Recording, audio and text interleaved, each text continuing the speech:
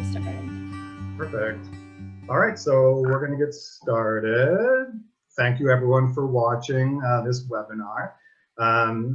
This webinar is on the subject of Phantoms of the Past.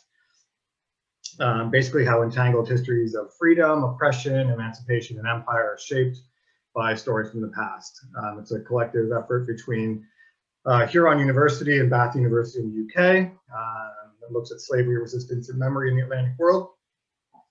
And this webinar is a project by undergrad students as part of Dr. Nina Reed-Moroney's history class, 2709, Race, Rights, and Revolution at Huron University. Some housekeeping notes. The webinar will be recorded.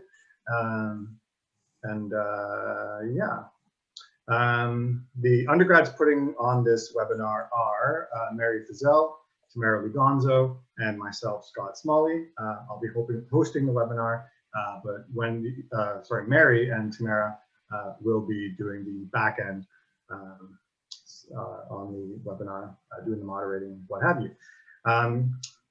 Joining us for the webinar is Amanda Manahan. She's the Museum Education and Tour Coordinator for the Oberlin Heritage Center in Oberlin, Ohio, and also Liz Schultz, who is the Executive Director of the Oberlin Heritage Center. So thank you very much for being here. Welcome. We're going to ask a few questions to Amanda and Liz with regards to Oberlin College, the Heritage Center, and about the connections to the Amistad Rebellion. And you'll see here we have a rundown of the Amistad Rebellion. Of course, in 1839, a group of African slaves aboard the ship La Amistad revolted at sea, captured their owners, and they were captured on the coast of the United States, taken to Connecticut and tried. It was very important to the history of abolition, the transatlantic slave trade. The defense lawyer for the Amistad Africans were John Quincy Adams, and famous abolitionists associated with the event were Lewis Tappan and Ellis Gray. It was really important in terms of influencing the abolitionist movement. It was hugely popular in the public. There's a sort of material history associated with it in terms of goods created around the case and what have you. So it actually was a pretty far-reaching and pervasive event as far as not only how the American public took it, but how people around the world took it and saw the opportunities that arose from it. So I guess to start, we mentioned Oberlin College, and I just want to say for myself, I have been to Oberlin as part of a history trip through Huron University, and to any students, Huron students watching, I absolutely recommend going on a trip to Oberlin. The college is beautiful, the history is rich, and it absolutely is worth the trip. So I guess I'll pose this first question to Amanda and Liz for you to tell us about the origins of Oberlin College and what was its founding mission and what made it unique. Sure. And I just wanted to ask, did you have more slides that you wanted to go through, or can I start our screen share? I think what we can do, if you want to start your own screen share, that would be fine. Okay. Yeah. And I believe Mary will need to, or whoever's, yep, thank you. Okay.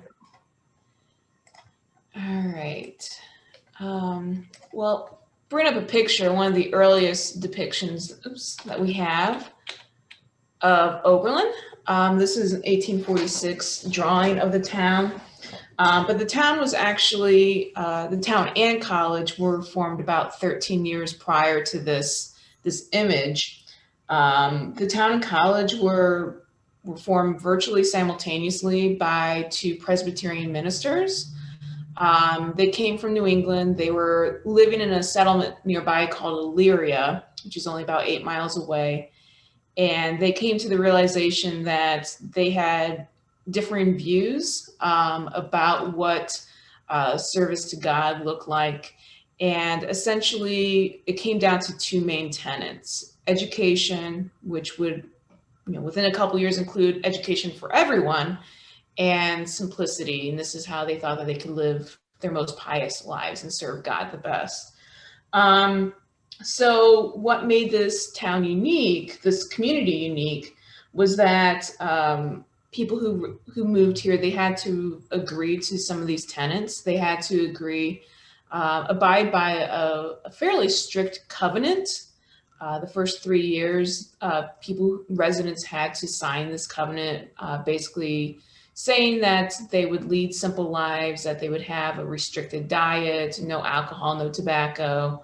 It was kind of a common purse mentality, never wanting for more than you need kind of ideals. And this town was starting to get more of a community over the first few months. So from April of 1833 through that summer and fall, they're really kind of establishing the foundation. And then by December of that year, they had enough of that stability that they formed the Oberlin Collegiate Institute, now known as Oberlin College. And what was unique about this college, this institute, was that it was the first, one of the first opportunities for women to get educated, and it was the first coeducational college in the nation at that time. But that being said, because of these religious ideals, they had kind of they were arguing that they were providing the right kind of female education, that they were basically educating women so that they could become good wives and mothers of missionaries to spread the gospel. So there were, some restrictions on women still. They couldn't study certain subjects. They couldn't study, they couldn't give public speeches. They didn't get degrees the first few years. But basically what came out of all of this was this very progressive, albeit sometimes restrictive community too, in the middle of the Ohio woods and in an area that was also a swamp at that time. So it was a lot of hard work for people to move here. They were realizing pretty quickly that they needed to relax some of these restrictions in order to get more people to move here. And then because of that, they were able to have much more far-reaching impact, which we'll get into here in a little bit. Wow, that's really interesting. And it's interesting to hear about how progressive, Oberlin was in a lot of ways, founding the town on certain tenets and having a certain vision for lifestyle and what have you. Yeah, I remember that, and I kind of had forgotten, but that's really fascinating. And so, as far as that history goes, obviously the history there is very rich. But what are the origins of the Oberlin Heritage Center? Sure. I'll take that one, and just want to thank you for inviting us both to be part of this program. So we appreciate that, and the plug for the Oberlin tour. No problem. So our organization has roots that go back to about 1903. It started off as an improvement organization and more like a club, almost like a society that would meet occasionally to address various issues in town. And 1903 being part of the progressive era, some of those things were about garbage cleanup and hygiene and fences among town, and even trying to eradicate the dandelion. So basic community improvement things. And that organization continued, and around 1960, two organizations merged. One was this newer historical society that formed to preserve a building that was threatened with demolition, in fact, the one that I'm in right now. So those people were rallying to save the building, and many of those same people were also part of the improvement organization, and eventually the two merged. And our mission is still a combination of those both to preserve and share Oberlin's unique heritage and to make our community a better place to live, learn, work, and visit. So over time, what is now called the Oberlin Heritage Center acquired kind of a physical basis, this building and 2 other historic buildings and a barn, and began collecting over time since about the 1960s or so. So those early collecting efforts were like many other historical societies. If it's old, we'll take it. But given limitations now, financial, staffing, and especially space, our organization now is much more strict about it. Really needs to have an Oberlin story or can tell an Oberlin story for us to feel like we can care for it. Because it's not like we're just taking it temporarily, we are taking it in perpetuity. So that's what we see as our mission. And really when the organization hired their first director in the 1990s is when we became more like a professional organization or a museum as opposed to a historical society. So we've been open to the public with tours and things since about the 1990s, and we're still evolving today. Wow, that's really interesting. So the village, the Improvement Society was focused on beautifying the town, sort of making it worthy of the college, and then the Oberlin Historical Society was focused on collecting the material history of Oberlin and Lorain County. So what were some of the initiatives? I mean, you talked a little bit about it, saving the buildings and what have you, but what sort of what have been the initiations worked on once you become, well, at first it was the Oberlin Historical Improvement Organization, but then later the Oberlin Heritage Center? Well, I can speak more strongly too, since I've been part of the organization. So I think starting in those 90s or so, it was collections care. So taking a look at what had been acquired and creating better our archival materials and housing, and are we keeping it in cardboard boxes or archival boxes? So it was more like an assessment phase and just improving those, but also growing our membership base, that we are not supported by the city of Oberlin or Oberlin College. I don't want to say not supported. I mean, we collaborate with them very well, but financially we are independent. So the early push was also to grow that membership base. And to grow that, you need to be doing community programs and outreach and, really connecting with people. So we started off with about 12 members at the start of the 1990s, and we're up over 600 members today. So that's a good chunk of the community that supports the organization. And then I think the next phase was hiring the first full-time educator. And many museums and historical societies went through this phase too, that many of them were focused on collections. And there's a more recent push, your public responsibility. You can't just have the historic things. You need to be sharing them with the community and providing access and interpretation. So that was probably OHC's next major step. And then since that, I think it's been a combination of all of those things, of continuing to cultivate local support, continuing to collect local history, but with those, a little bit more focused parameters, continuing to care for our buildings and collections. I mean, buildings have issues all the time. And then today, continuing to research and interpret Oberlin's history, and the stories we're focusing have shifted over time. We have a lot of information about those founders and Oberlin's glory days, but now we're trying to spend more time researching the untold stories. So more about women's history, more about local African-American history, more about Native American history. So filling in what hasn't been collected or interpreted in the past. Yeah, and I guess that was going to be my next question. It's interesting you talked about how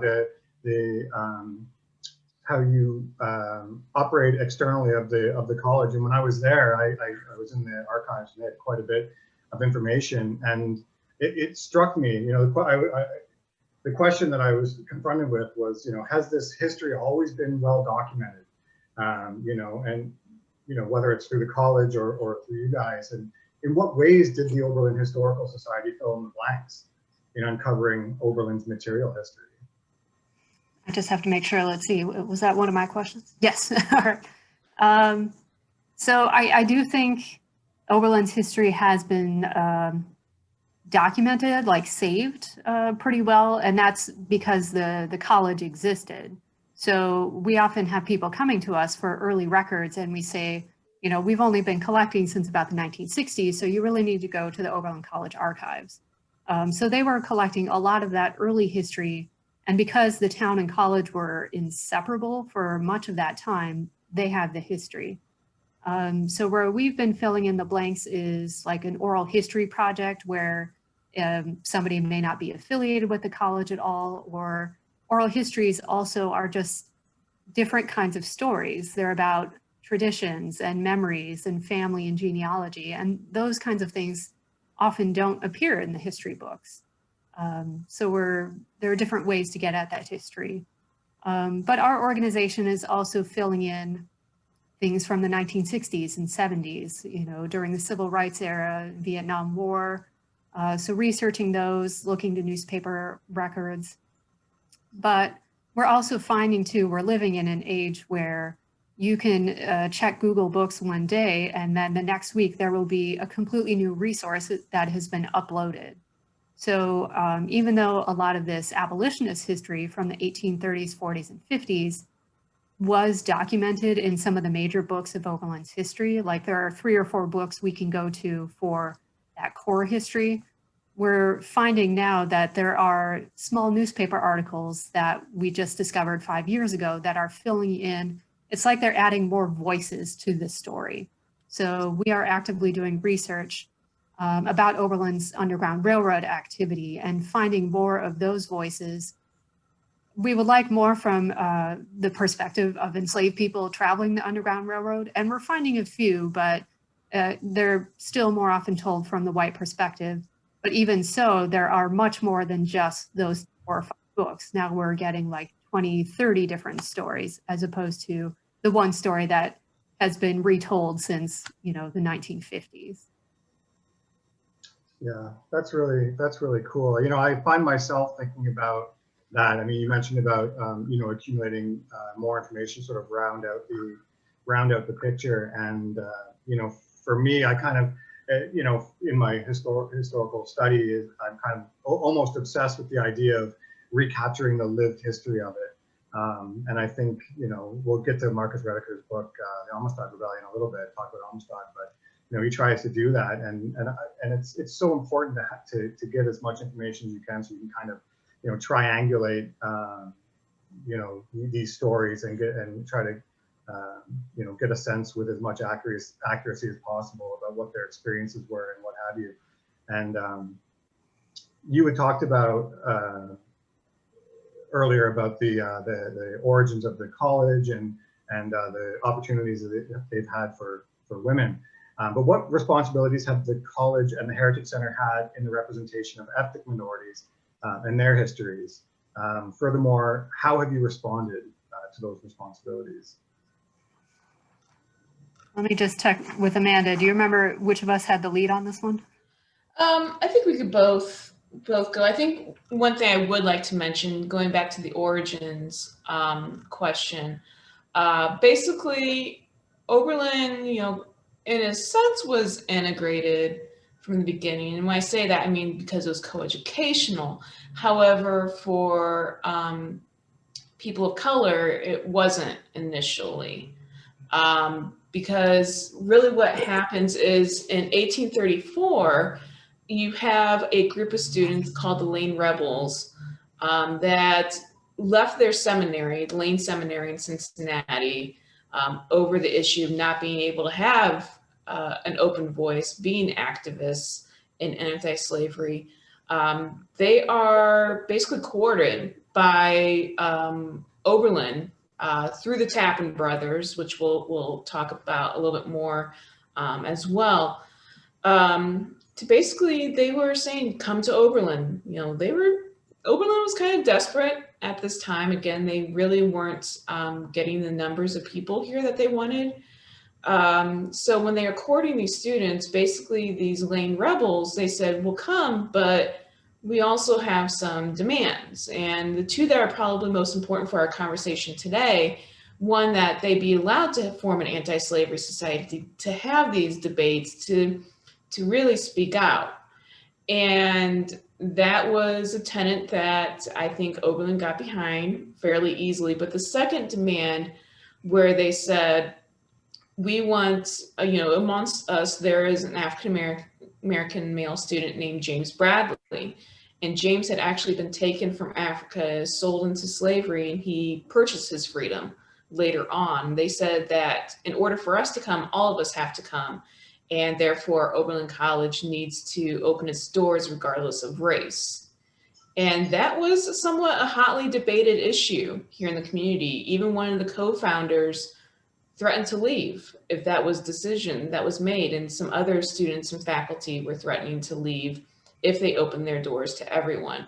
But by 1835, the college did just that. So it wasn't the first institution to open its doors to people of color, but it was the first to open its doors to African American students, both male and female, and to have this policy in place. So I just wanted to kind of preemptively mention that before we move too much further. And I'll just pipe in kind of the question about what do we feel is our responsibility. That has been incorporated into at least our last two strategic plans. And I think our organization has always felt the responsibility to try and interpret all of Oberlin's history. But certainly we are more aware of who should be doing that, who should be involved, who should be taking the lead. So more discussion of how diverse is our staff, and I'll say our staff is primarily white women. How diverse is our board? Our board is much more representative of the community. Likewise, our volunteers and interns are. So trying to, not just what histories we choose to, or what we have time to interpret, but also who is involved and who is collaborating on those projects. So I think we have been doing it for a long time, but there is certainly more we can be doing and different ways to be doing it in the future as well. But in our last strategic planning round, people were very keen on that, identifying the gaps in our collection and interpretation, but also interpreting, we're talking about the Amistad today and some of these well-known individuals. There's a strong community movement to focus on ordinary individuals, people who do not show up in the newspaper as much or in some of those records, and capturing those stories and interpreting those as well. So we're trying to do those things, but as I said, we have more work to do as well.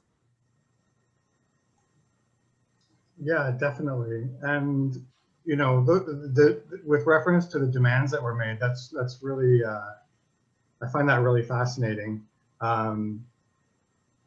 Those demands were made, and that they were, they had been agreed to, and that, as you said, there was fallout with regards to it, even at the college. But what do we know about how other individuals, schools, and states viewed the fact that Oberlin College has almost always been integrated? Not well. Well, it depends what perspective you're coming at it from, and it does get into politics, at least in the modern era, but also historically.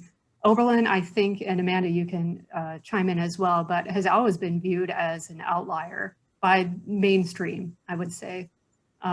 So early on, people had very serious doubts about educating women, that it would put them on the wrong path. They'd be leaving the household, leaving their traditional responsibilities. Some people even thought it could be bad physically to their health to be studying. So there were the rumors of that going around. And of course, African Americans coming to the college, some people who were already here said they would leave if that happened, that they did not want that association. They thought it would ruin the town and the college. So there were those perspectives, but also as Oberlin persevered, the people who did believe in those ideals began to support the community and come to the college. So it was kind of this self-perpetuating thing that if you agreed with the ideals of Oberlin, you kind of came here and supported it. But I think what I tell people today is Oberlin has always been idealistic, but what exactly Oberlin chooses to focus on shifts over time in terms of women's rights, African-American rights, the ending of slavery, and now environmentalism and social justice. And there are always going to be other people who don't agree with that or agree with Oberlin's idealism. And still to this day, Oberlin gets published in the papers. It's kind of a touching point for others to either voice their support or voice their disapproval of what is happening in Oberlin. But I will say Oberlin is a spectrum as well within. I think what makes it to the news is, you know, that most vocal portion where Oberlin is like many small towns and you have people of all sorts living here. But Amanda, do you want to share as well? I would definitely second that, especially during kind of heightened political times. Oberlin does kind of get pinpointed as kind of a microcosm in some senses. But also speaking historically, not necessarily that because the college was integrated, but you know, probably kind of a side effect of that is that because it's so vastly abolitionist, that gained a lot of both positive and negative attention depending on where students dispersed after being here. So, you know, going to a Southern pro-slavery state could be dangerous for students. Some were accosted. There was one student who was actually one of the founders of our predecessor organization. She had to kind of hide the fact when she was teaching in the Southern states that her mother still lived here in Oberlin. So she would send letters to family members outside of Oberlin and they would forward them on to her mother and vice versa, so that by mail, you know, somebody came across her mail, they couldn't track her down to Oberlin. So it did have a widely known reputation for only being a town during the Civil War of a couple thousand people. Yeah, it's interesting that you talk about that. I mean, I know, you know, today, I mean, I know that throughout the course of my own degree, you know, I've done some reading on, you know, abolitionism or slavery, what have you. And there's quite often, you know, those Oberlin connections. You know, Oberlin is referenced frequently as part of, you know, historiography. And it makes us wonder how, what the geographic significance is of Oberlin, like as far as, you know, the geographic location of Oberlin to the abolitionist cause. Is there significance there to the geographic location of Oberlin to the abolitionist cause? And like, how did it connect with towns like, for example, Amherstburg, Ontario, or other sites of memory that were hotbeds for activism?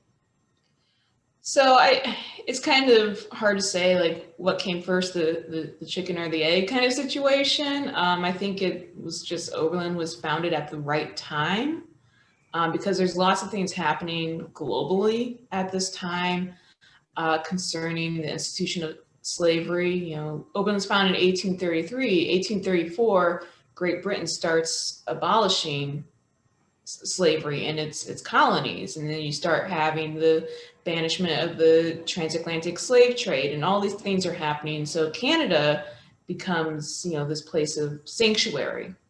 So really, I think Oberlin, it's kind of a coincidence, and it works in our favor.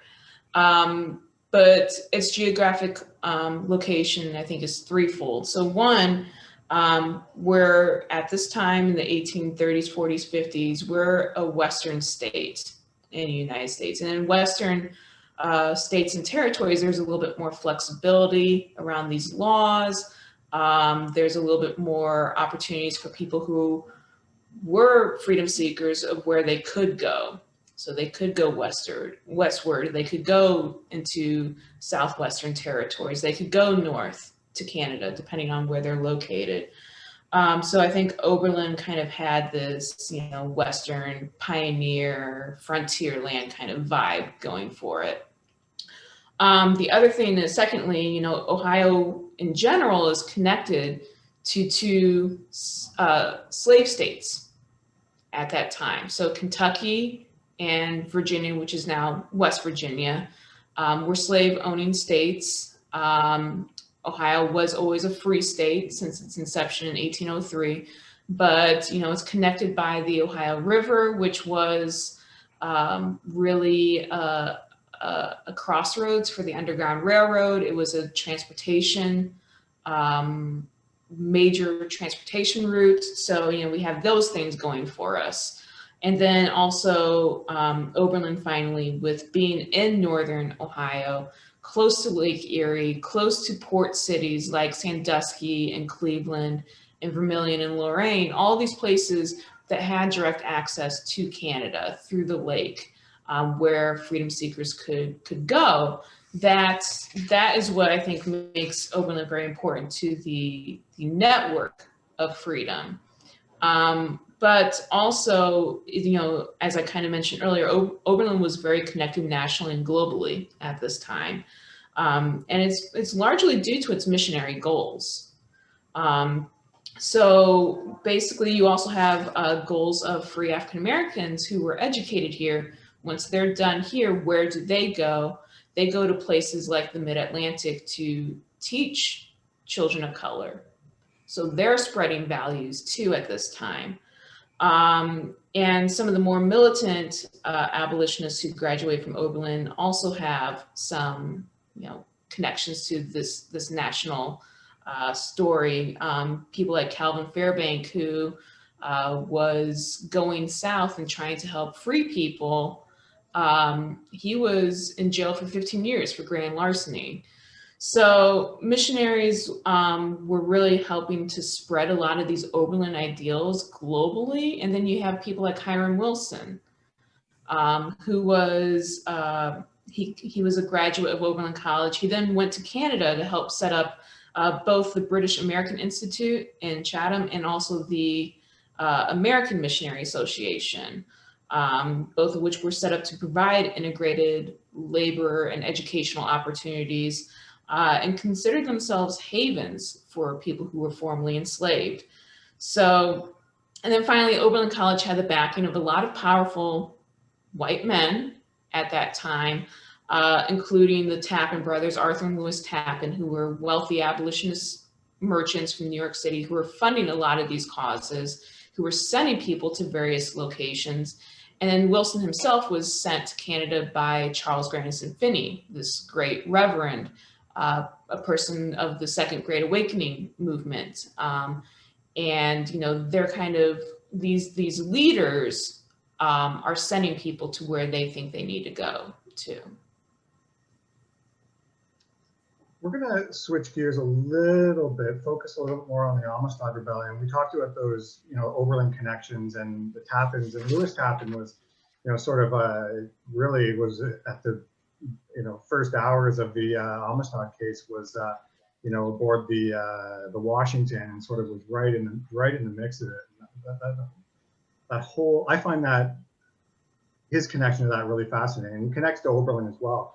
So, I mean, the Amistad uprising, it is largely recognized as one of the most significant events of its era, if not the most significant. Can you explain how Oberlin connects to the narrative of rights, race, and revolution pre, during, and post Amistad Rebellion? Yeah, it's kind of a broad question, so I'll give you a broad answer in that. I mean, it was gradual. Oberlin has this reputation as being fiercely abolitionist, but as Amanda said, that happened because of a very specific incident, the Lane rebels coming up here and the college voting to accept African-American students. But from there on, it's almost like a domino effect that you're going to have African-American students at the college, you're going to have free Black families moving to Oberlin for better opportunity and education.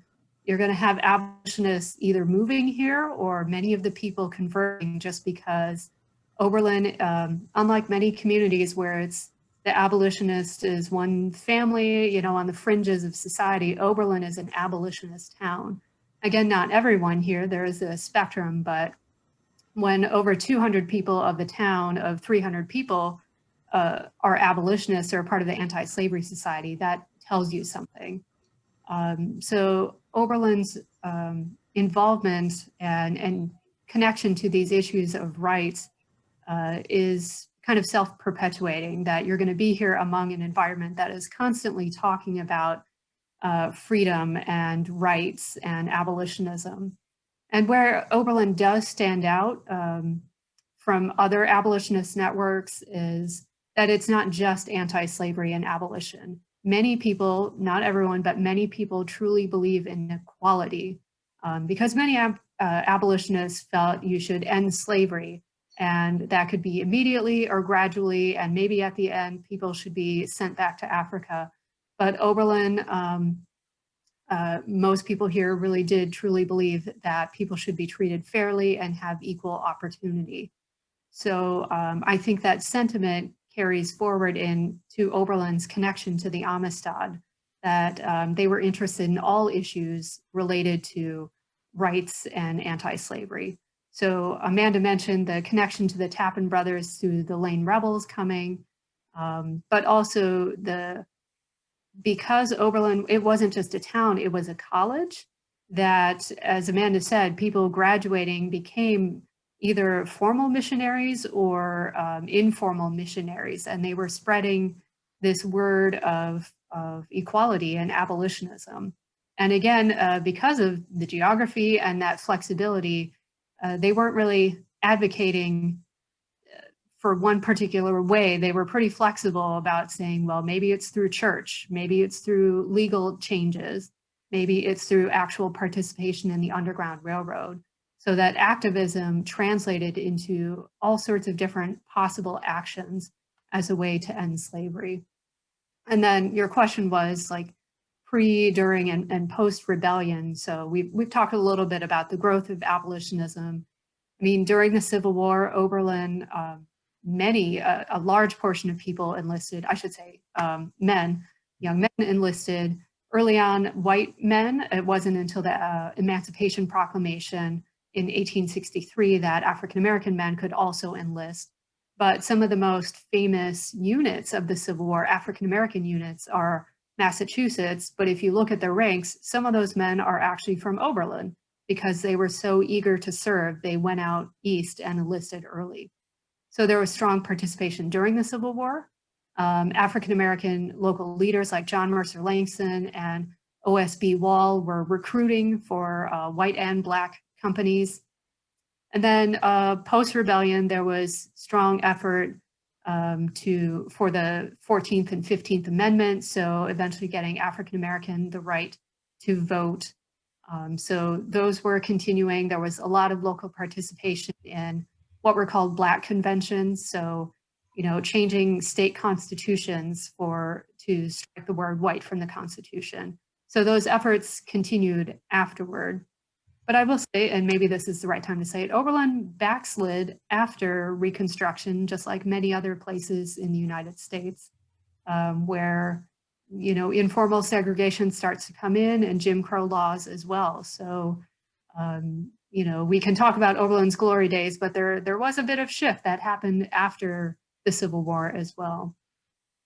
I don't know. That was a broad response. Does that get at what you were interested in?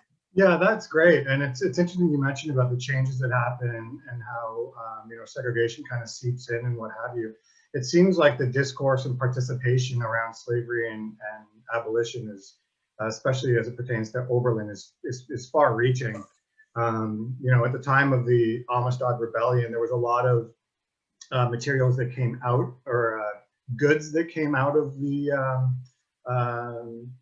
rebellion. For example, during the court proceedings and what have you, there was theater and art and, you know, discourse in the media in order to sell newspapers and what have you that came out of it.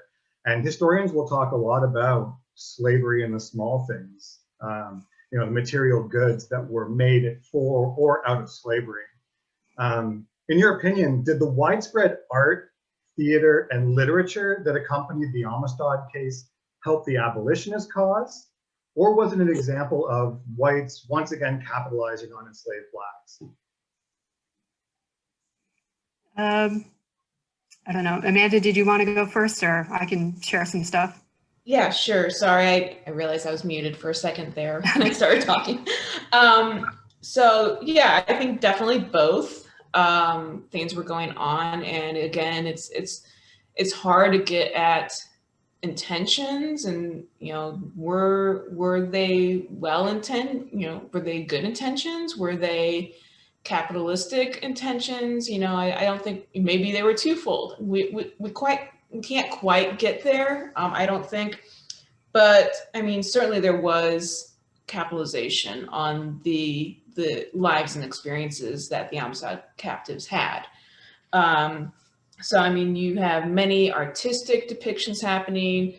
For example, these images here of some of the individuals of the Amistad, where newspapers were paying artists for their depictions, taking their likenesses. The one that you have of Margaret at the bottom here, that's kind of what inspires Lewis Tappan to get involved, is hearing her story, hearing the story of the children. You have somebody down the street making wax figures of these people and selling admission prices. You have the jails opening up like exhibitions and, selling tickets for people to come see the captives. So yeah, I think very much so these individuals were capitalized upon. They were also exoticized greatly. And this was at early on when they couldn't really communicate with anyone either. So it's very problematic. However, I think people who do have some better intentions, like Tappan, like John Quincy Adams, they get a hold of these cases, and because this journalistic literature is going out nationally, they become involved. So they were able to then kind of influence the media a little bit. I think it was still very much sensationalized. I think at times it was very much to the detriment of the captives, even though they had these abolitionists kind of rallying behind their cause at this time. But even after the events of the Amistad, I mean, Tappan, he tried to persuade Sarah Kinson, who, again, her birth name was Margaret, but she adopts Christianity as her faith when she goes to the mission in Africa. When she comes back to Oberlin, we'll speak a little bit more about her time here. Tappan tries to convince her to start going by the name of Margaret again.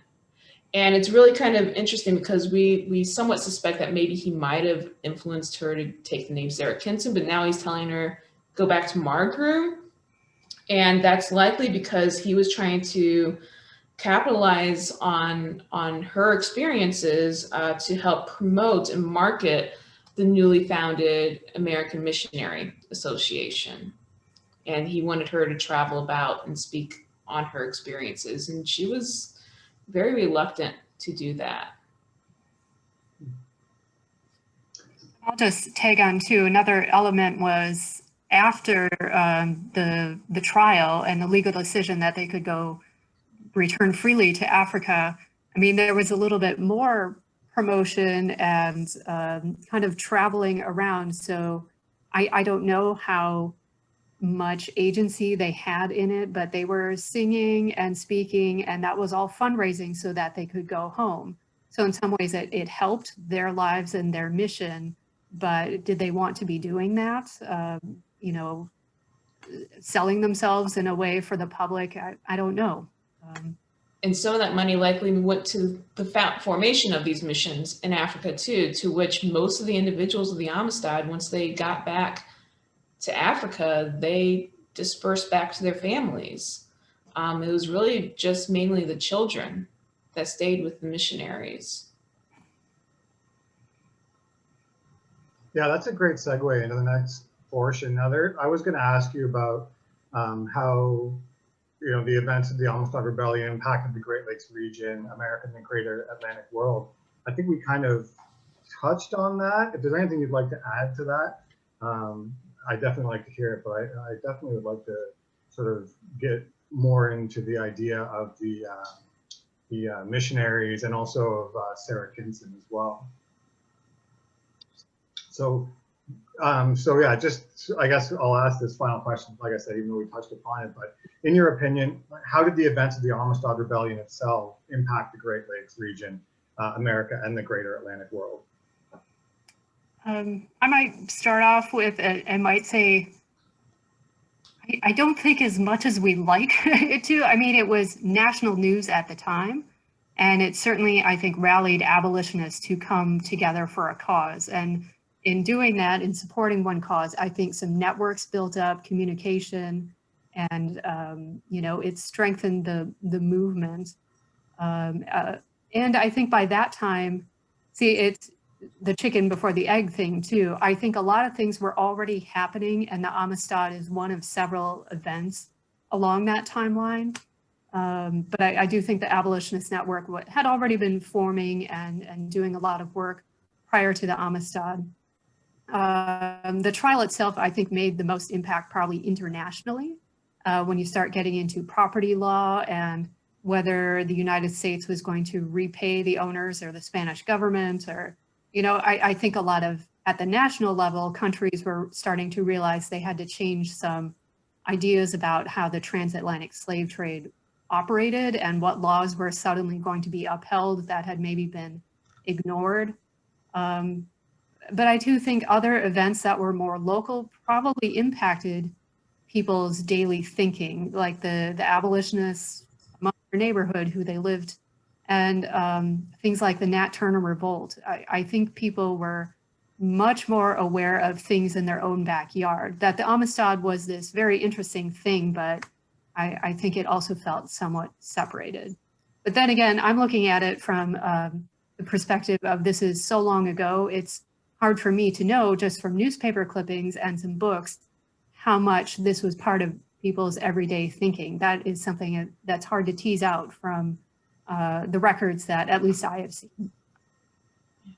I mean, certainly they were speaking about these things, certainly in church even, I think, going through some newspaper accounts, Finney was talking about it to his congregation at times.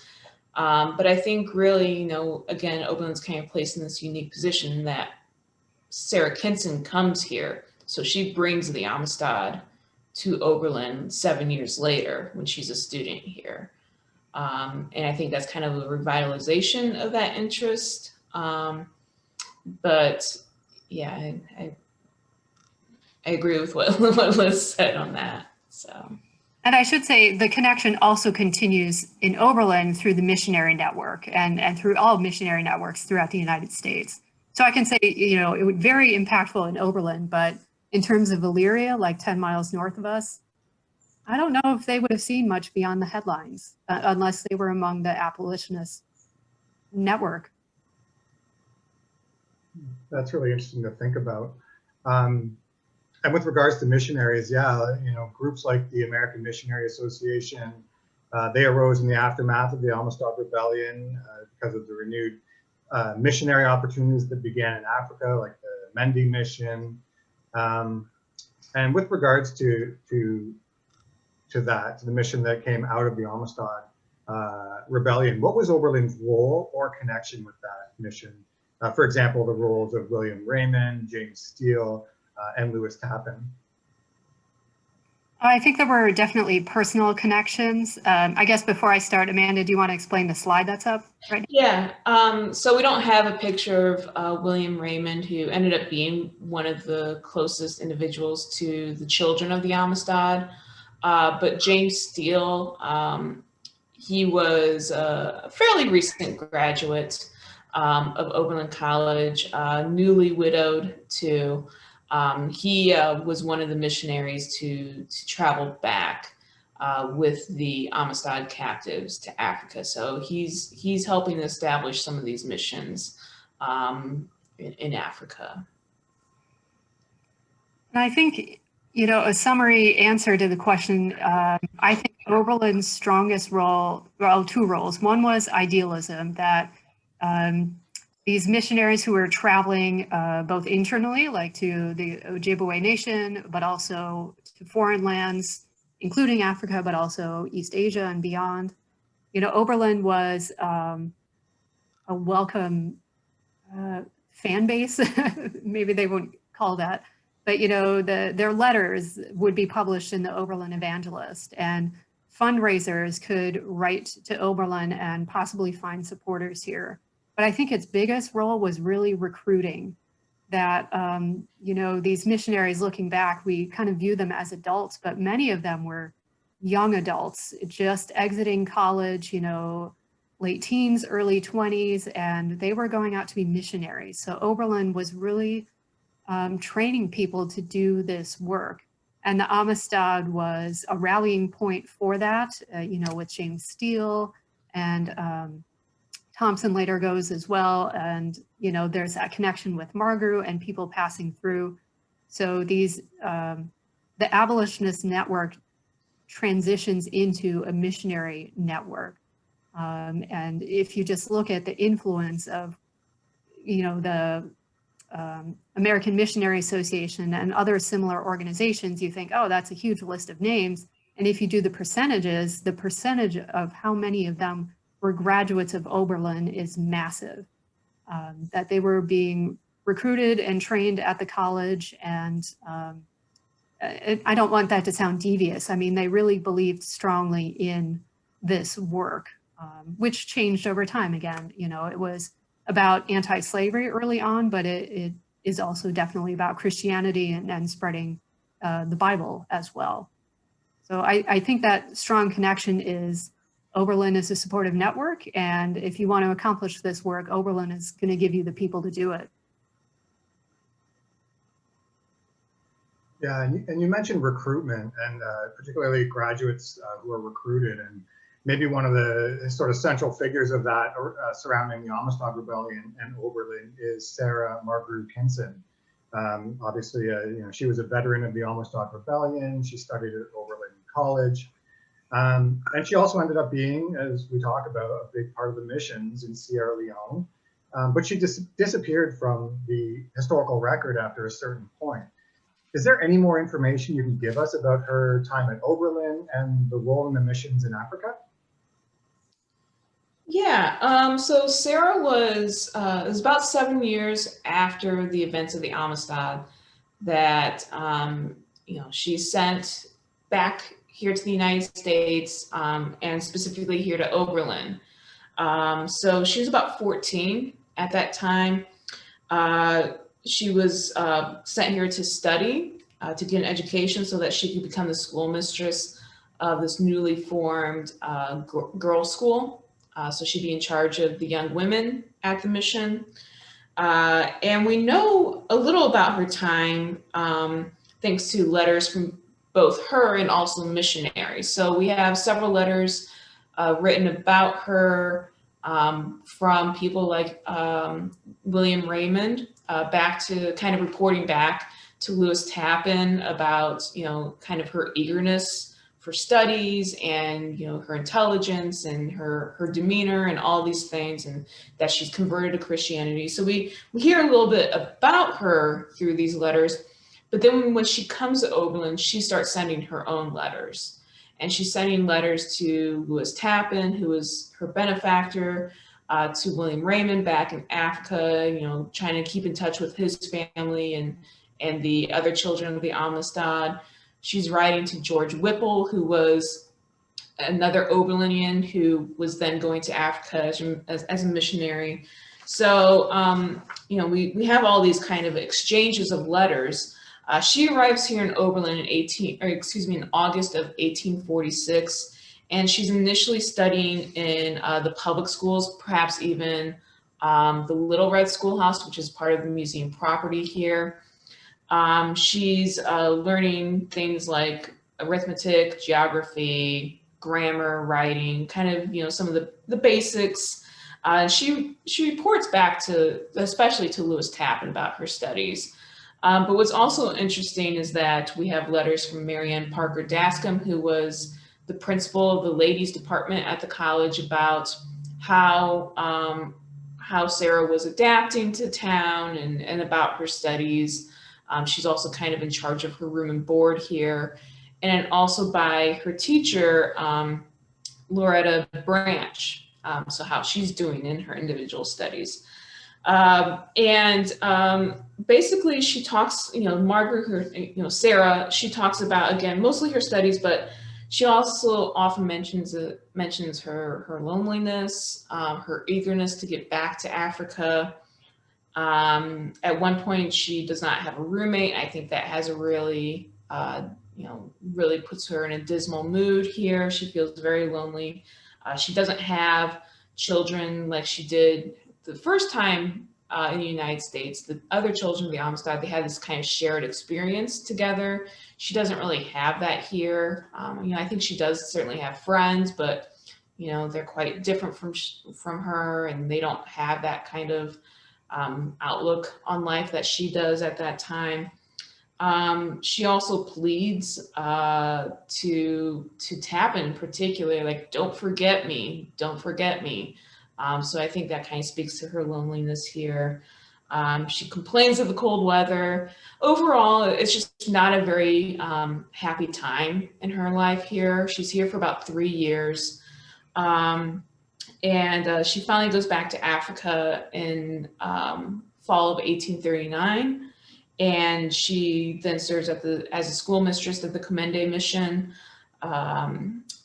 with the girls. And she then, about 3 years later, we know that she marries a man named Edward Henry Green. And he's another African missionary. And then shortly after they get married, they depart the Commende mission and they go to form another station. And then while they're there, there's some accusations against Mr. Green of acts of indecency, particularly with the young women at the mission. And then you kind of see Sarah Kinson fall off of the written record at that point. And there's a lot of kind of oral traditions, about what may have happened to her. Some say she lived as a teacher the rest of her life, and that she had a long life. Some say that for some reason she came back to the United States and she died here. Some say that she met she might have been murdered. We don't know exactly what happened. And unfortunately, just, she herself stops writing letters, or at least we haven't been able to locate any of those letters that she may have penned. Yeah, and it's really interesting, and unfortunate that, people and histories sort of fall off the historical record, and we can no longer sort of follow along with them because, she kind of serves as somewhat an interesting case for the sort of synthesis of cultures and the coming together of cultures. And so, yeah, her story is one that is, to me, is particularly interesting. As far as the Amistad Rebellion goes, Marcus Rediker, who wrote it, frames the narrative as a history from below, so telling these stories, these personal stories. And as far as history from below concerns, his book, in a literal sense, begins with human cargo in the hold of a ship. Some of these Africans aboard, they were skilled blacksmiths, warriors with a codified social hierarchy, and this aided their organization, escape, and rebellion. What's your opinion on approaching history from below? How does it add to the greater histories of the Atlantic world? Well, I might start briefly because I know Amanda has referenced the book more recently. But I think that's great. I think starting history from below automatically brings a richer understanding of the past and more voices, and also probably a stronger human connection too. That, learning the dates of the Civil War is interesting, but it doesn't tell you anything about the war and what people were thinking and going through at the time. So I think it's a wonderful way to approach something, but it's also so much more challenging because those things that start from the ground oftentimes are not documented in the things that historians look to first, like books or newspapers, that you have to start looking through oral histories or objects, things passed down, more informal sources. So it's richer, but it's going to be more difficult too, in some cases. It depends how far back you're looking. Yeah, I'd have to agree with that. I mean, also the written records that maybe there are colored by white perspectives too. I mean, a prime example of this are the slave narratives that came out of the 1920s and 30s. You know, those were interviews of formerly enslaved people, many of whom may not even have very good memories and recollections of that time, but then it's through the white lens and they're being interviewed by white people. And so there's a sort of pressure there as well. I mean, you're in the height of Jim Crow when these interviews are happening too. But I think it was interesting how Rediker tried to approach it from, you know, I wouldn't even call it from below, just on a very basic human level, trying to approach it from the perspective of these individuals. And, you know, there's a couple of other, you know, like we have some books here at the Heritage Center that, you know, we use to kind of inform us on these kinds of stories. You know, one is a kind of cut and dry history, but also relaying the letters and the communications that, you know, it's relying heavily on those communications that Sarah and Margaret Kinson had. And then the other book, which is a children's book, I think also tries to approach it at a very human level. So this one is actually trying to imagine what it would have been like on the Amistad for a child, and kind of some of these innate fears that, you know, we all have as kids, and these feelings that we may have, but also putting it in a perspective that, you know, at such a young age, she had like all these different experiences too. But yeah, it is difficult. It is a very difficult way to approach it, but it's a necessary one too.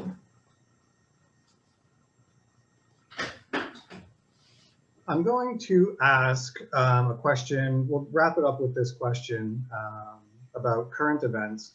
But before that, I just want to acknowledge to whoever's viewing or whoever's been living under a rock for the last little bit that the U.S. has just finished an election, and we have President-elect Joe Biden who's going to be taking over and sort of addressing some of these issues that social issues and issues of race and what have you that have evolved over the last 4 years. So obviously, you know, we have been living in challenging times, but how has the Oberlin Heritage Center responded to the Black Lives Matter movement, for example, and has it changed the way you see and present Oberlin's past? It has, definitely. But also, I think it has on a trajectory we were already on. As I said earlier, we've been trying to reevaluate what stories we're telling and how we're telling them, and trying to discover more things. But certainly with the events, well, in 2016 and beyond, things were kicked into a higher gear of being more aware of that. I mean, since George Floyd's killing, the board kind of, I think we took it to the higher level of looking at it. They formed a subcommittee.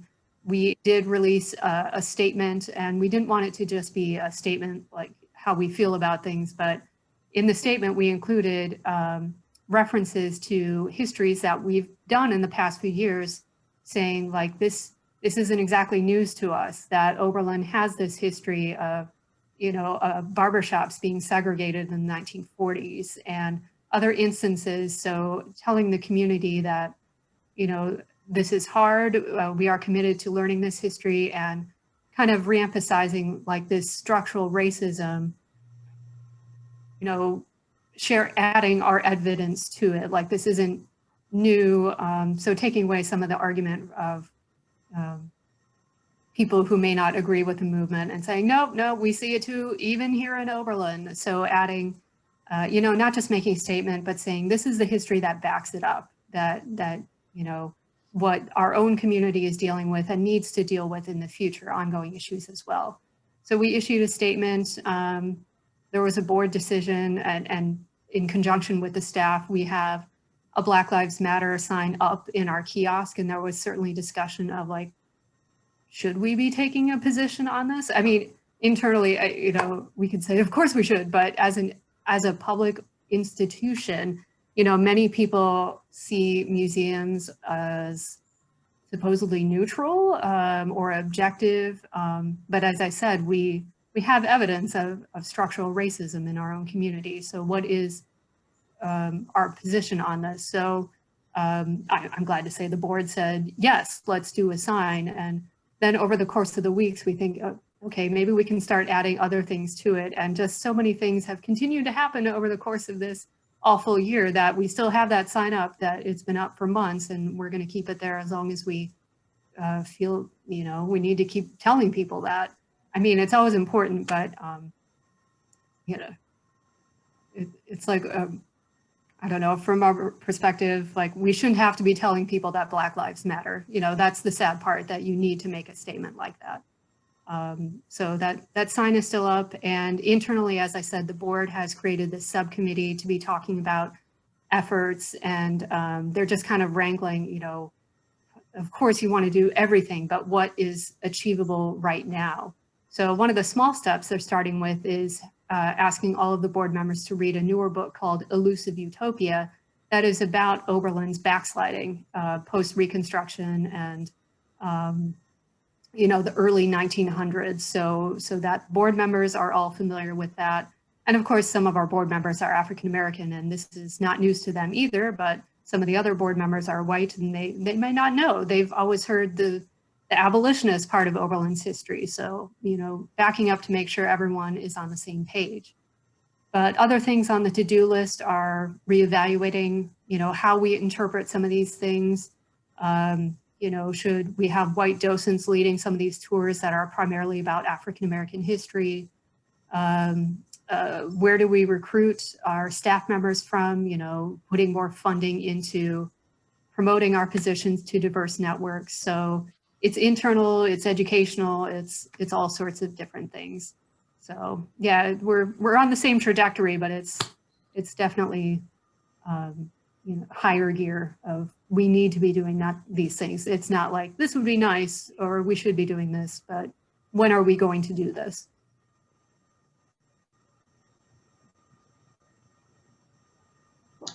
We've been talking about phantoms of the past, how entangled histories of freedom, oppression, emancipation, and empire are shaped today by stories from the past and the connected places in which they unfold. And specifically, we've been discussing the origins of Oberlin College, the Oberlin Heritage Center, and how they connect to the Amistad Rebellion. This has been a webinar by undergraduates Mary Fizell, Tamara Lugonzo, Scott Smalley, and myself. For Dr. Nina Reed-Moroney, History 2709, Race, Rights, and Revolution at Huron University. We've been joined by Amanda Manahan, the Museum Education and Tour Coordinator for the Oberlin Heritage Center in Oberlin, Ohio, and Liz Schultz, the Executive Director of the Oberlin Heritage Center. And this has been an incredibly informative discussion, and I really appreciate your time, the time that you spent with us today. So thank you so much. It's our pleasure, and thank you for the opportunity to talk about these topics, because as you can see, focusing on one historical event can take you in so many different informative directions. Yeah, and for more, you can always check out Oberlin College online, the Oberlin Heritage Center online, and learn more about that. It's really fascinating stuff. So thank you so much, guys. Thanks for joining us today. Thank you.